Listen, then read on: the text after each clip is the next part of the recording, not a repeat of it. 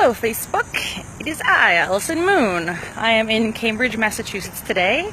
I am walking from my friend's place to Harvard to visit him after his classes. And I'm getting ready tonight to teach a workshop at the Cambridge Good Vibrations store, all about how to have healthy, hot hookup sex. That is casual sex. And I'm excited to be doing it in Cambridge, where there are a lot of university students, a lot of new people, newly free, engaging in sex with each other. And so I'm excited to talk about this tonight. And I wanted to offer another couple of tips around casual sex and around hooking up that I think are really useful. And one of them that I always end up talking about is what I call the Embodied Yes. I got the Embodied Yes terminology from another sex educator who's speaking specifically about sexual assault, and how one of the big issues is that we don't know what yes or no often feels like. And we can have amazing lovers and amazing friends who ask us what we want, but if we don't actually know what yes or no feels like, it's very hard for us to know for ourselves what we actually want. And so I wanted to just give you some tips around understanding what an embodied yes is. Now, when it comes to sex, because sex is so fraught for so many of us, it's really hard sometimes to track what yes or no feels like, because sex is often mixed with these emotions of shame, fear, anxiety about our bodies, anxiety that we're a bad person or we're going to be called a slut. There's so many different ways that we have emotions that we bring into the bedroom. And sometimes that can get jumbled up with things about whether we want something or not. Well, I want this, but good girls shouldn't. Or I don't want this, but my guy friends think I need to, right? All of these expectations about what makes something a yes or a no. So, this is where really getting a sense of your embodied yes or embodied no comes in handy. So, the embodied yes can be broken down. So if you take sex out of it, if you take all of the complications around that out of it, you can look at instead more simple questions about yes or no questions. So in my book, Girl Sex 101, I talk about some questions to ask yourself. So for instance, sample question. Do you like cats? Or do you love your parents? Do you believe in God?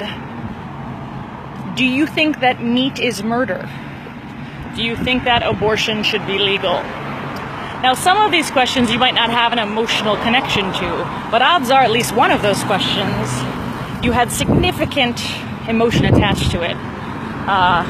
Whether really strong yes or really strong no. It was more than just an intellectual response of, yes, I do enjoy the company of a cat.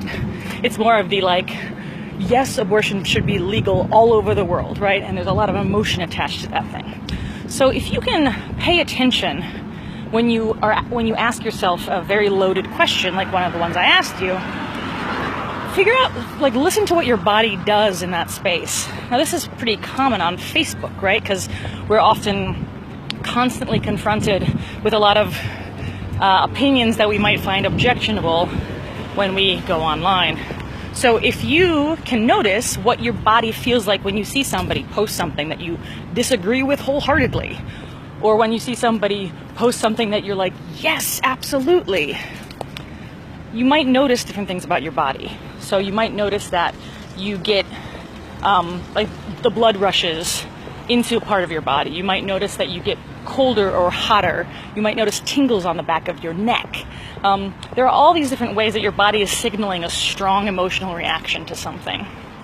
And that's the stuff you want to pay attention to when it comes to yes or no questions about sex. Because those are the somatic clues that will help you find your way in terms of understanding whether something is something you want to do or not. The reason why it's really important to pay attention to that somatic response is that, like I said, sometimes in sex, you'll have other emotions. Sometimes you might be scared but excited, right?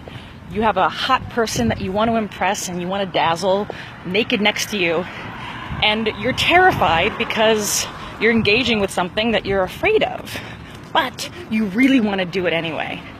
That's a very big difference from you're laying next to somebody that you don't want to be next to and you're afraid of talking to and you don't know how to get out of the situation, right? Those are two very different responses.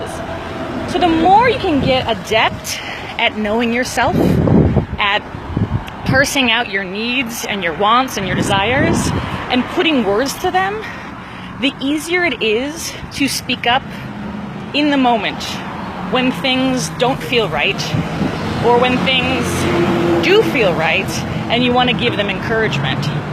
So practice noticing your body when you're having those responses of yeses and nos. You can do this with friends too. You can ask them questions, yes or no questions, from very mild to very extreme, and just learn to listen about it and talk to your friend like, oh my God, when you asked me that, I like literally felt my shoulders tense, right?